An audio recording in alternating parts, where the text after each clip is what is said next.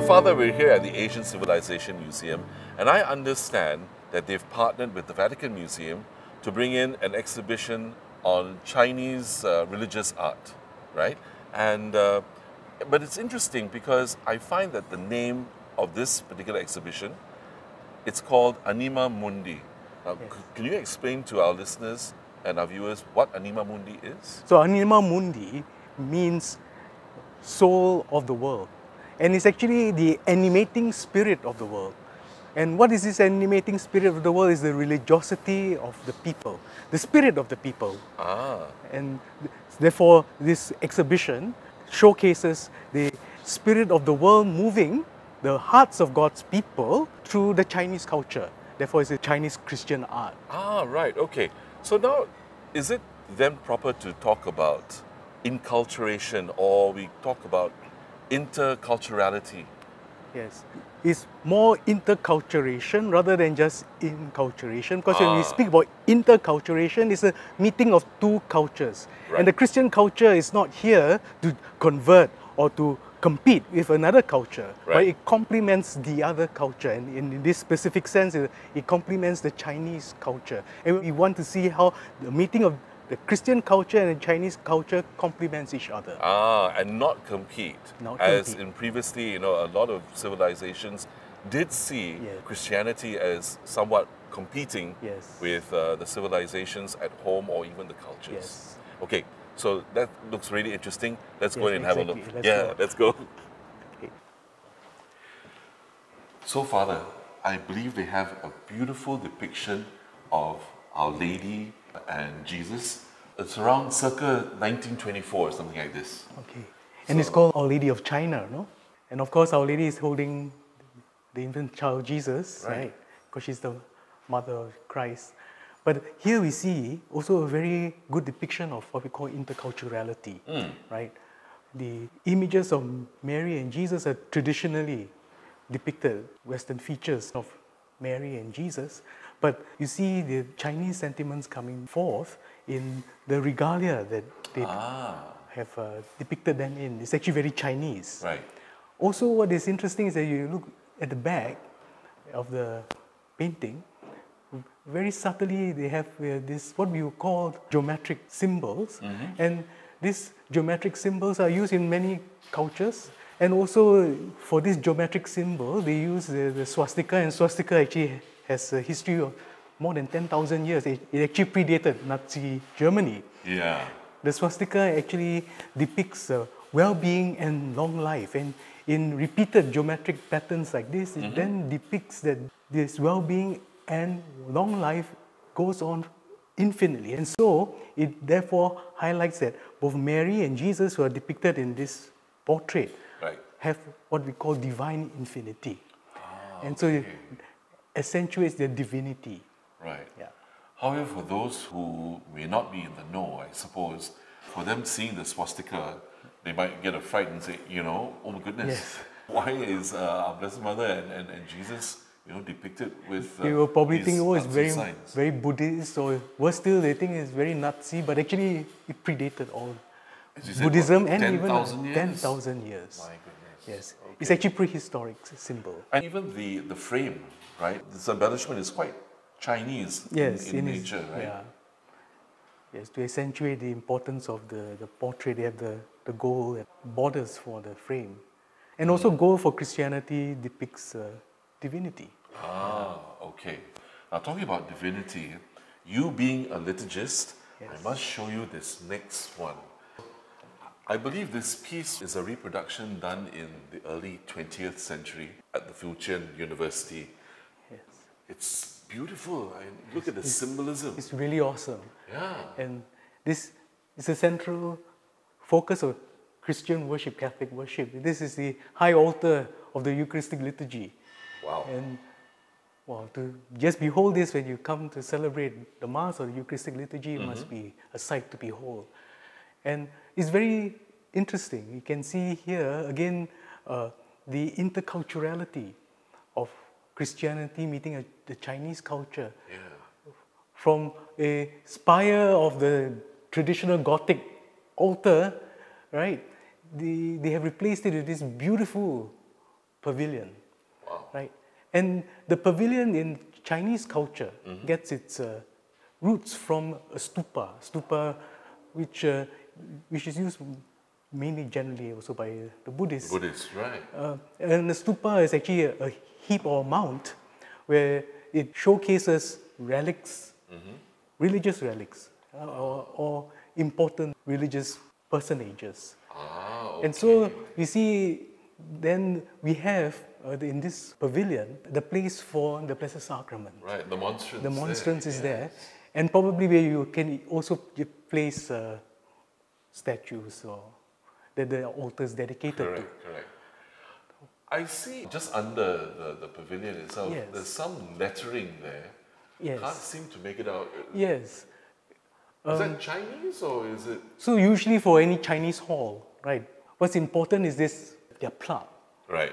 to denote the purpose of the hall. Interestingly, the words carved into that plaque is not Chinese, but it is actually Hebrew. But we can't seem to decipher very clearly because it's a bit too tiny. But the best guess we can make out from the carvings is that it seems to depict the Jewish word for heaven. Oh. And that is important because central to the Chinese belief, Right. and it's found in Beijing, we have the Temple of Heaven, and it is actually an imperial sacrificial altar, and it's a very huge complex found in central Beijing. And the complex is actually visited by the emperors of the Ming and the Qing dynasties for annual celebrations of prayers to heaven for good harvest.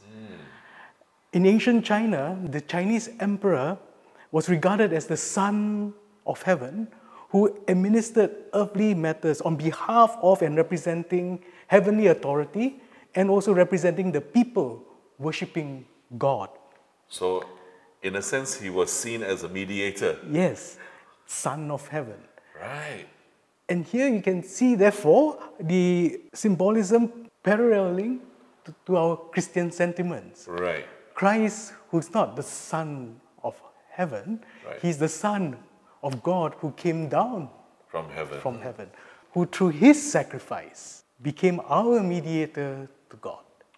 And so you see, it's very nicely depicted in this entire high altar. Now, this in the middle would be a tabernacle, right? Yes. The image is actually a pelican, which is actually very Christian, very Western. Yeah. And the pelican mauling itself shows the sacrificial nature of what is happening on this altar. Again, alluding to the Chinese heavenly temple, right? Of the sacrifice offered by the emperor, but then who is the Son of heaven. Now this sacrifice is offered for us through the Son of God, Jesus Christ. Who sacrifices himself, and he is the actual sacrifice himself. Yes. Wow. There are also other adornments on the lower part. And I see the cross there, that's quite recognizable. Yes, and the Chinese were saying Jesus, Yesu. And then the Alpha, Omega in Chinese. And what's interesting is that what is surrounding the words Jesus in the central portion of the altar, at the corners, you see again Chinese symbolism. You will have again the swastika that is used by the Buddhist religion. But again, like I said, the swastika predates. It's prehistoric. It's a symbol that has been used for more than 10,000 years.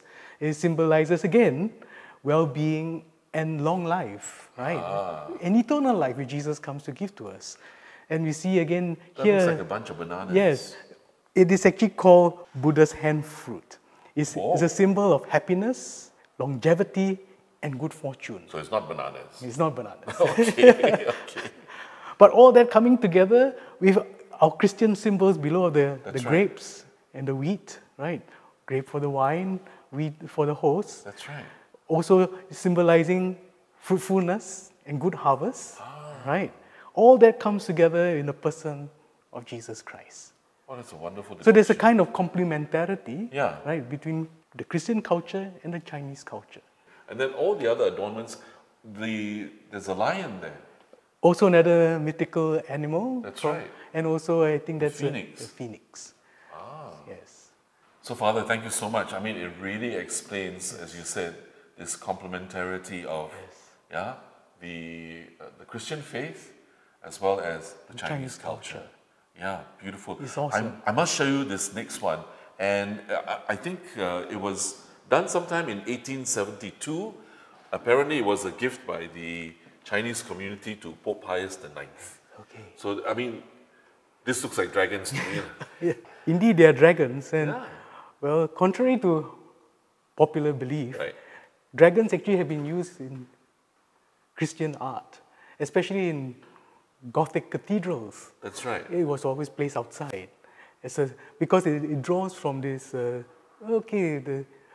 pagan belief, which actually Christianity was engaging in, right? They were engaging the pagans back then, but they came to symbolize protection against demons. And so that is why you find them outside Gothic cathedrals. Protection against demons. But some people feel that they themselves are demons. Are symbols of evil. And so that's why we find them outside Gothic cathedrals.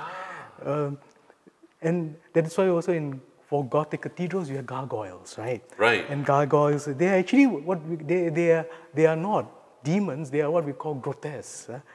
With regards to Christian architecture. Right. And grotesque because they're not very nice looking. Yes. And that's why they were used as gutters, right?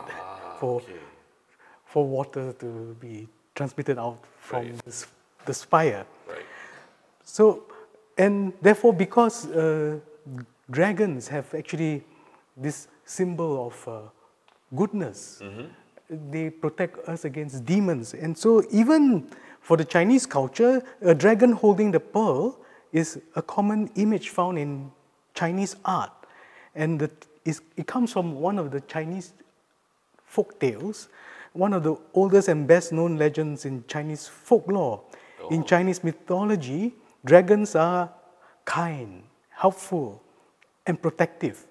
The pearl is magical and causes anything that comes into contact with it to increase and multiply.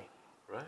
The dragon with the pearl is depicted in this candlestick subtly with the message to whom this dragon reverence and worship, because it's to be used in the Eucharistic worship. That's right. And especially during what we will call exposition of the Blessed Sacrament, right? And therefore, here we see very subtly, again, who is the light, who brings goodness, and who helps us and is always protective of us? Christ, whom the dragons are worshipping. Right. And who is the pearl of great price, as we hear from Matthew chapter 13, 45 to 46.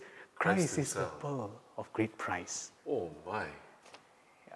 So that's really interesting, Father. Thank you so much. Okay. But now as we sort of round off, and then after seeing all these beautiful artifacts today, we come back again to this wonderful word, Anima Mundi. And I think really what we have seen is truly a marriage or a dialogue. Again. Not very really meaningful dialogue. A meaningful dialogue between the Chinese culture in this case. And the Catholic Christian culture. Yeah, exactly. And so, just for the sake of our listeners, once again, can you explain the meaning of Anima Mundi? And so Anima Mundi means the soul of the world, and what is the animating spirit of the world.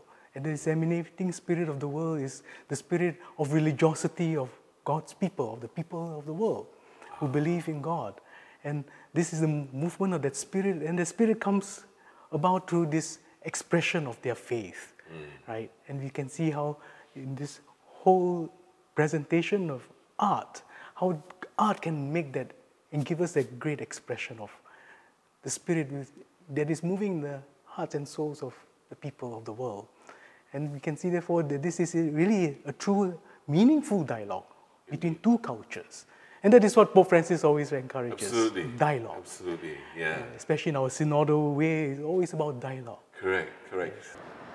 So Father, that was very interesting. Yes. No, I mean, because there seems to be an actual conversation or an actual Interaction. dialogue. Yeah, dialogue, correct. Right? Yes. An interaction between The Chinese culture Right. and our Christian culture without losing their individuality.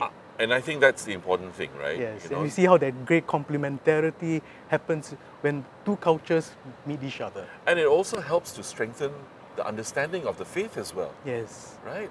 So I think, since there's so much ready to talk about, we're not going to be able to do it today. So, but let's do this, Father, in the studio. Yes, let's on come back radio. another Yeah, day. we'll come back and we'll do this again, and then we'll be able to share, I think, with our sisters and brothers a little bit more deeply about what this interculturality is all about, Yes. and how art and faith can be combined. Yes, because this is very important for the new evangelization. Absolutely. So, the sisters and brothers, this is a topic that we want to talk about a lot more, and it'll be on Off the Pulpit. We'll keep you updated.